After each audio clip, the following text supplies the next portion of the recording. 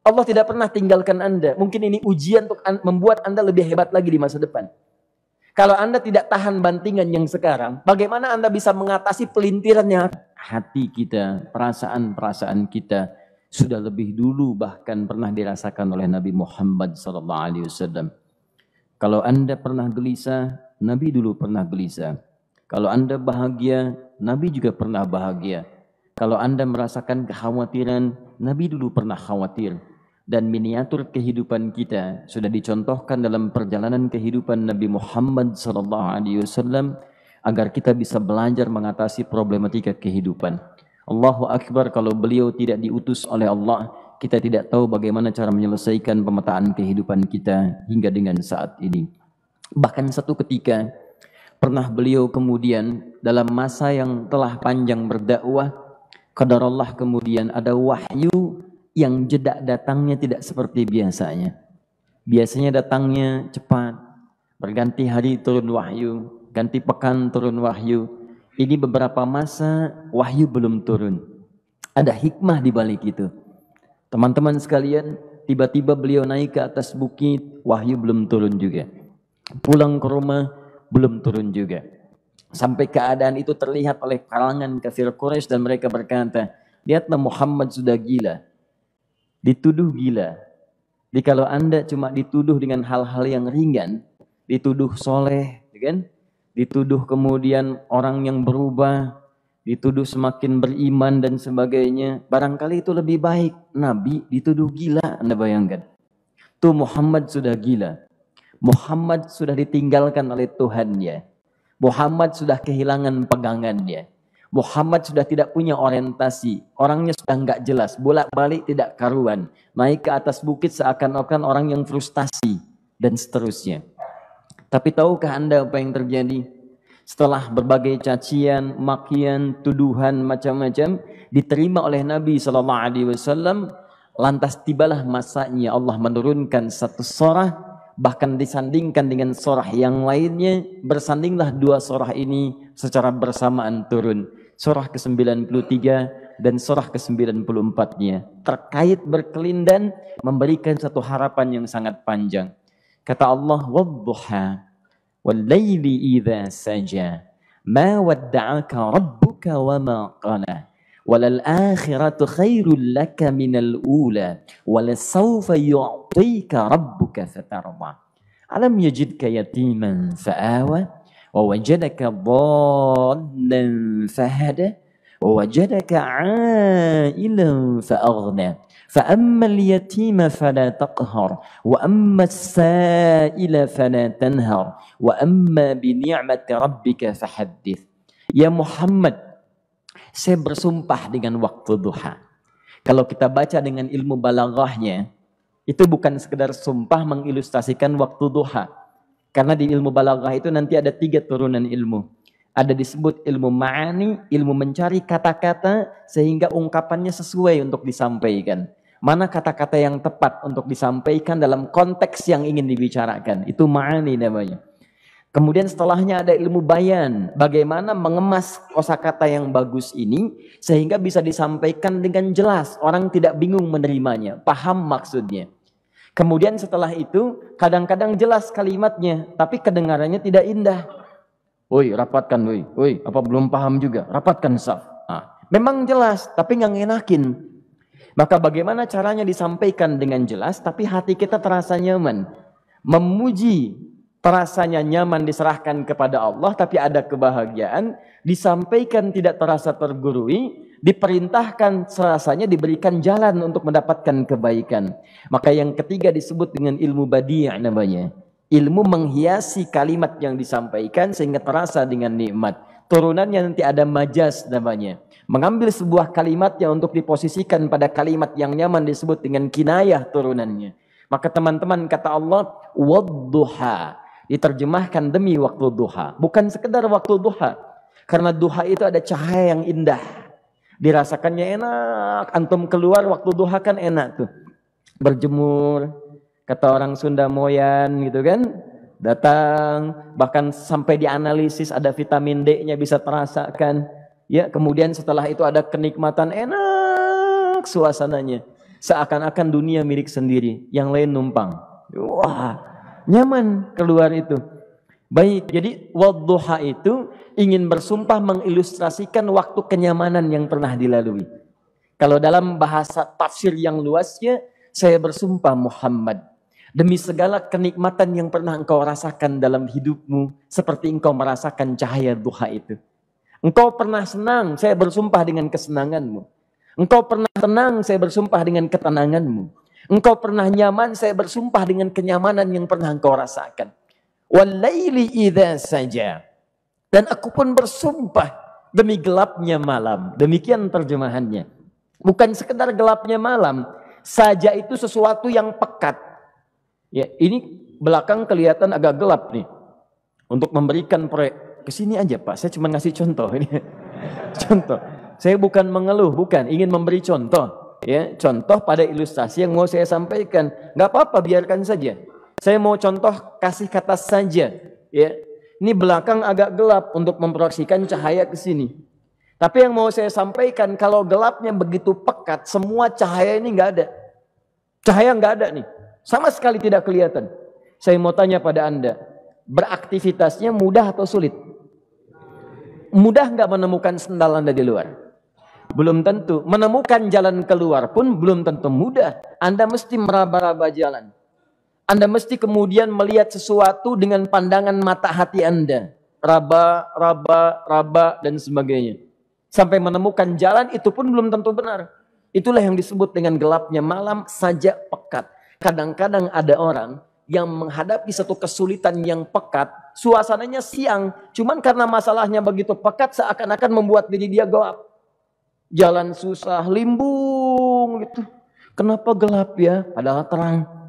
Karena masalah menggelimuti dirinya seakan-akan dia diselimuti masalah yang gelap. Bimbang dia. Makan gak enak, minum gak nyaman, dan seterusnya. Ya, biasanya makan ayam tenang, ini dikasih yang lebih enak juga rasanya pahit. Gak enak zamannya. Maka kalau kita ilustrasikan dalam suasana tadi Muhammad, saya bersumpah, engkau pernah hidup nyaman ataupun engkau mengalami masalah yang sangat pekat dalam kehidupan. Engkau alami sesuatu yang dahsyat sampai engkau bingung, bimbang, pekat. Mereka menuduhmu dengan macam-macam. Ma wadda'aka rabbuka wa ma qala. Saya pastikan kepadamu, dalam keadaan nyamanmu seperti dulu ataupun engkau bimbang seperti sekarang, Tuhanmu tidak akan pernah meninggalkanmu ataupun menuduhmu gila. Orang-orang yang dekat dengan Allah Subhanahu wa taala, maka Allah akan menjaganya baik dalam keadaan yang tenang dan nyaman ataupun dalam kesulitan yang luar biasa. Walal akhiratu khairul laka minal ula.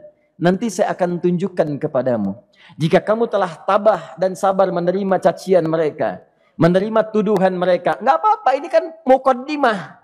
Masa kamu masih panjang. Kamu masih panjang dalam berdakwah, kehidupan kamu masih panjang membawa tugas dan misi. Kalau kamu belum bersabar pada yang sekarang, bagaimana dengan yang di masa depan? Tapi saya pastikan kepadamu, jangankan yang seperti ini, masalah pekat yang paling hebat pun kamu akan hadapi, yang membuat kamu sedemikian sulit lebih daripada ini, yakinkan pada jiwamu, aku tidak akan pernah meninggalkanmu.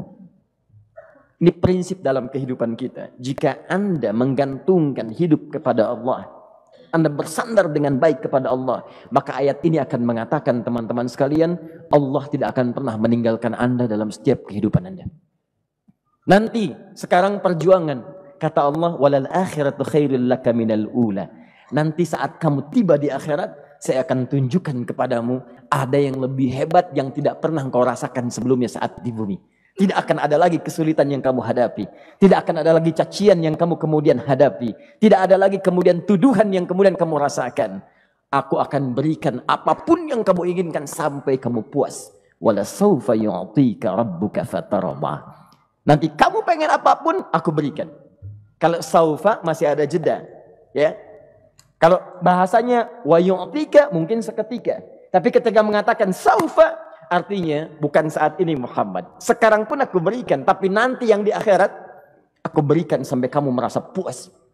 Ayo minta apa saja. Hadir, hadir, hadir, hadir.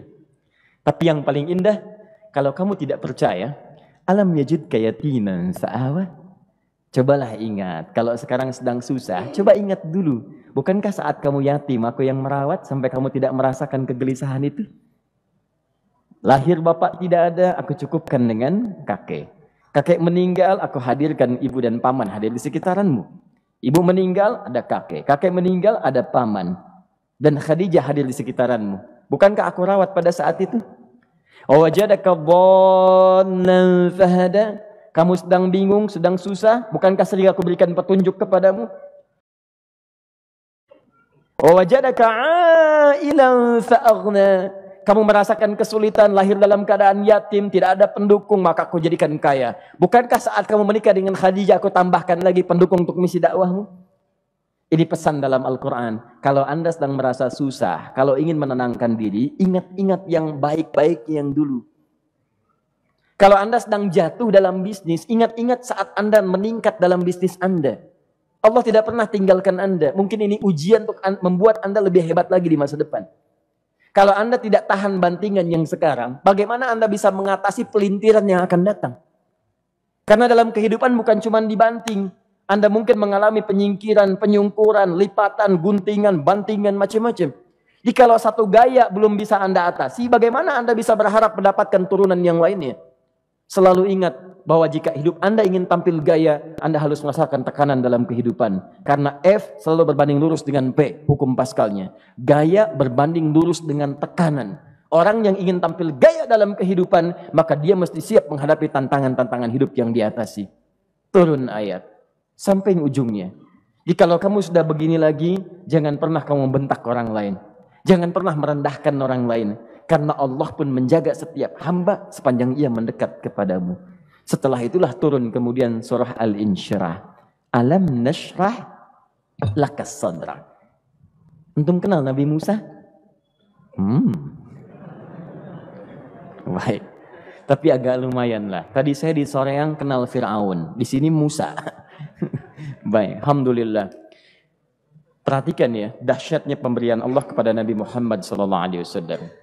Nabi Musa alaihi salam, dan sering kali kita bacakan untuk memohon kepada Allah, Rabbi syrahli sadri. Perhatikan baik-baik. Ini keunggulan Nabi Muhammad SAW dibanding Nabi Musa alaihissalam. Dua-duanya Nabi, Rasul, tapi masing-masing punya keistimewaan.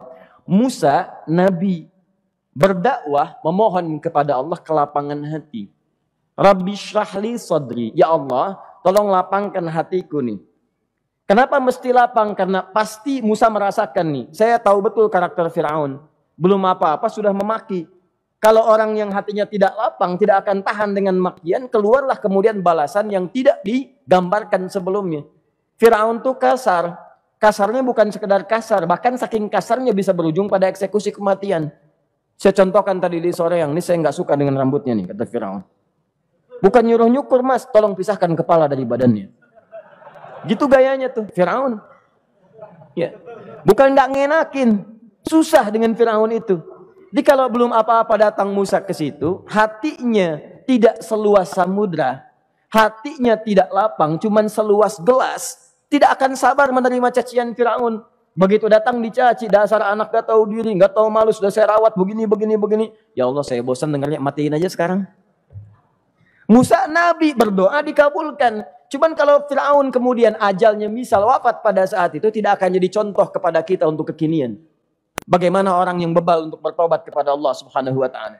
Bagaimana penyimpangan dalam kedudukan. Bagaimana dia kemudian akrab dengan pengusaha yang gelap. Di pengusaha gelap berpartner dengan penguasa zalim. Sudah ada dari dulu.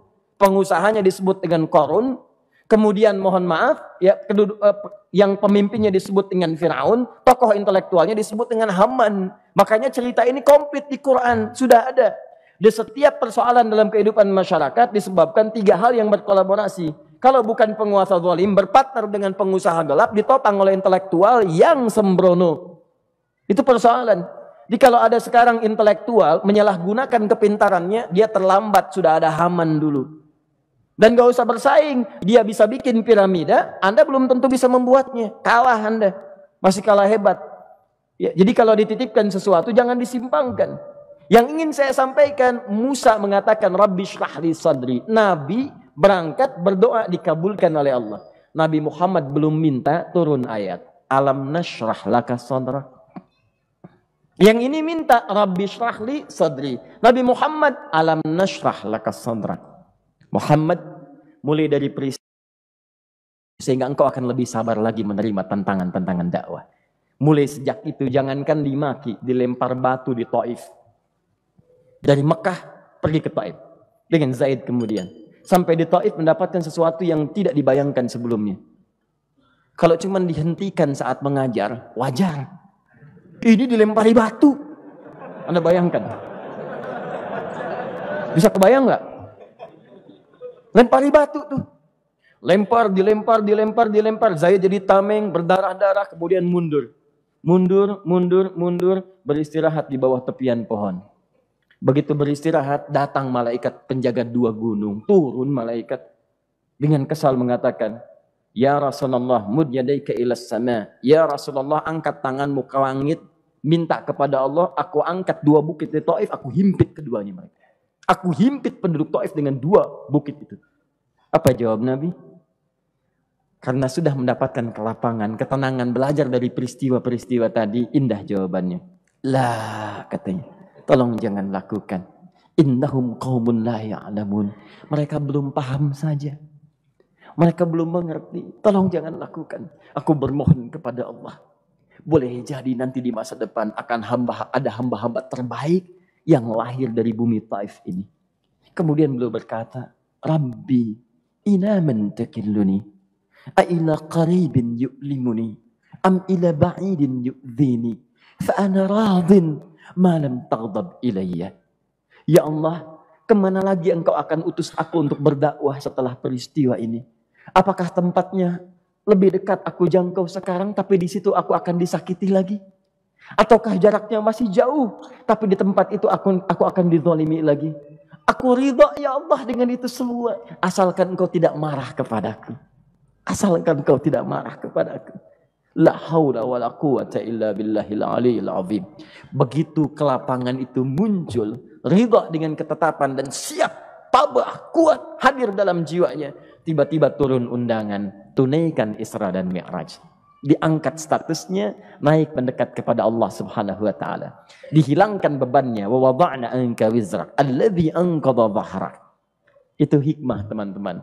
Barangkali kalau antum saat ini datang ke masjid ini untuk kajian, sedang bawa beban, ada kesulitan, penuh dengan macam-macam, barangkali dibacakan surat Ad-Duha tadi untuk memberikan harapan kepada Anda. Ini bukan PHP, karena ini bukan masalah urusan manusia. Ini adalah janji yang tidak akan pernah diingkari. Innallaha la yukhliful mi'ad. Kata Allah, Anda punya masalah, ingat suasana tenang pada masa lalu. Bukankah saya memberikan ketenangan kepadamu? Mendekat kepada saya, Anda bersabar, yakinkan bahwa ujian yang saya berikan saat ini sesungguhnya untuk membuat kamu lebih hebat di masa depan. Karena orang hebat tidak akan pernah sepi dari ujian untuk membuat dia lebih kuat menghadapi tantangan dalam kehidupan.